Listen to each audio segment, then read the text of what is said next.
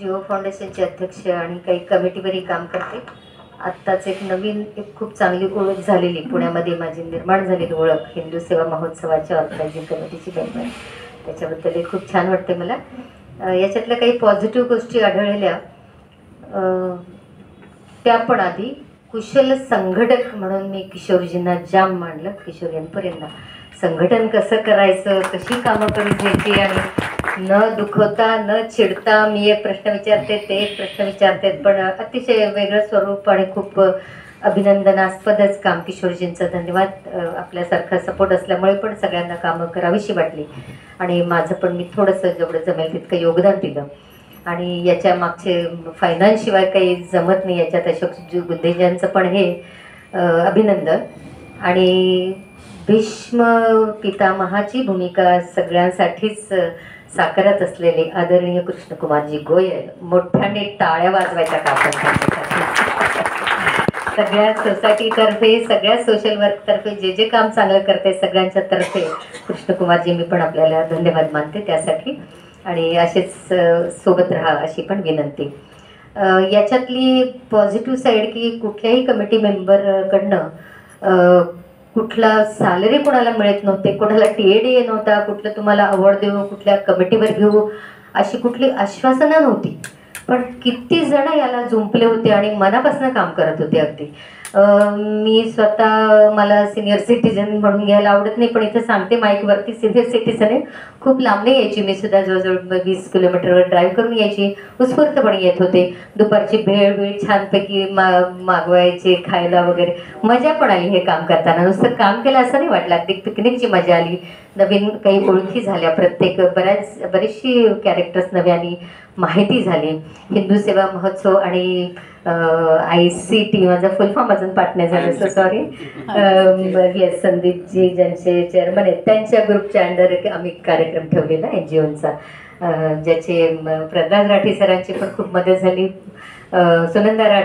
सुनंदा राठींचा पण परिचय खूप वर्षापासून होता तसा, पण आमची मैत्रीण मिळाली मला ह्या कार्यक्रमामधनं. तशा अनेक मैत्रिणी मिळाल्या, पण सगळ्यांचीच खूप आणि खूप शिकलेली लोक.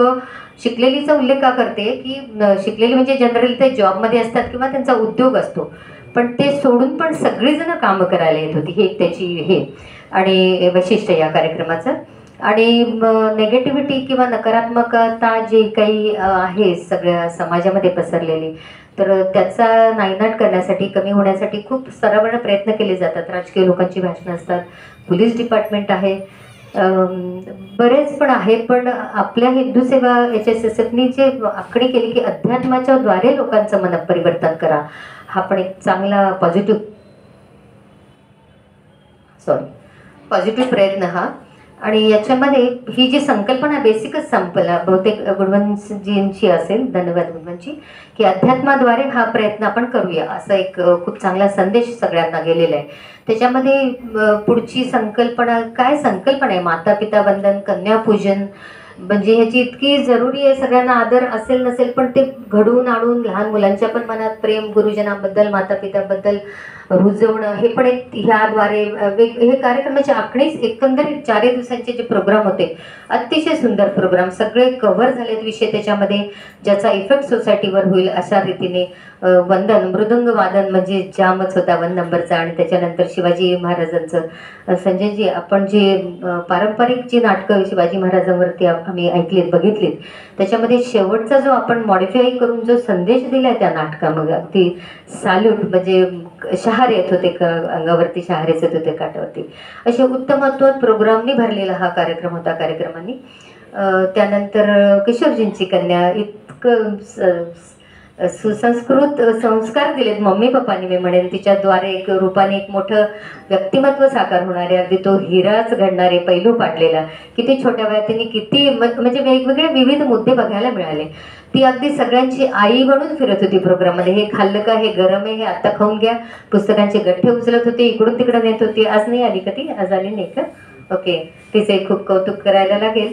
आणि आमचं पण मी थोडासा पुढाकार घेऊन केलेलं जिओ फाउंडेशन आणि हिंदू सेवा महोत्सव NGOसाठीचा कार्यक्रम, एक कमिशनर चॅरिटीचे इन्कम टॅक्सचे आणि दिल्ली वन एक CSRचे हेड, इंडियातली सगळ्यात मोठी मीडिया कंपनी CSR मीडिया असं त्यांचं वेबसाईटवर वर्णन आहे. तो पण कार्यक्रमाला अतिशय सुंदर रिस्पॉन्स आला आणि आपल्याला प्रचार करायचं त्याचं वेळ पण नाही आली, म्हणजे आम्ही करतोच ऑफकोर्स, पण पूर्ण भारतात सगळ्या राज्यातनं मला बाहेरनं पण आल्या, माझा फोटो असलेले पण आले त्याच्यात. ते पण एक खूप हिंदू सेवेमुळेच आलेलं यश ह्याला. आणि हा पण एक कार्यक्रम छान झाला असं म्हणेन. आता एक फीडबॅक मागितला आहे आपण किशोरजी म्हणून, थोडंसं जाणवलेलं पुढच्या वेळेला आपण इम्प्रूव्ह करू शकतो म्हणून. जी संख्या ती खरंच अपेक्षेपेक्षा आपल्या माझ्या बंधूंनी आता सांगितलं होतं थोडीशी कमी आली, तर तो जरा स्प्रेड चांगला व्हायला पाहिजे होता का कुठल्या स्वरूपाने ते माहिती नाही मला. दुसरं जेवणाचं मी थोडं, आणि अजून एक अनुभव म्हणजे जे हे फायनान्सचं काम करत होते त्यांच्यासाठी मी पण एका टीमशी काम करत होते जे आपल्याला फ्री सर्व्हिस देणार होते. तर कसं नंतर चेंजेस होतात, देतो म्हणून सांगितलं नंतर नाही दिलं, तेव्हा पण मग यांची कशी धावपळ कसं ॲडजस्टमेंट करतात हे पण एक या कमिटी मेंबरकडनं एक छान बघायला मिळाले. आणि जेवणाविषयी मी घरी गेल्यावर पण त्या दिवशी बेचैन होते शेवटच्या दिवशी. काय करायला पाहिजे, जी मोठी जेवणं असतात ते आपली, त्यांचं नाव मी माझ्या तोंडात येत नाही आता, रॉबिन हुड म्हणून. तर जिथं कुठं प्रोग्राम असतो जेवणाचा आम्ही तीच प्रॅक्टिस करतो नेहमी, आणि आपणही करावी पुढच्या प्रोग्राममध्ये. आज जेवण बनतंय ना कुठल्या ना काय, तर आधीच त्यांना थोडीशी कल्पना देऊन ठेवायची की आमचं इथे आता जेवणाचा प्रोग्राम आहे, काही झालं तर काही होणार असेल वाटलं तर आम्ही तुम्हाला फोन करू. आणि ते आपल्याकडनं बहुतेक राहिलं होतं. मी घरी गेल्यावर सुद्धा बेचैन होऊन घरी गेल्यावर रात्री पण 12च्या नंतर फोन केले होते की तुम्ही घेऊन जाल का, फूड थोडंसं राहिलं होतं, तर त्याची आपण अशी जरा हे लावू शकतो. तर एकंदरीतच शुभेच्छा सगळ्या आपल्या ह्याला. थँक्यू सो मच, धन्यवाद, थँक्यू.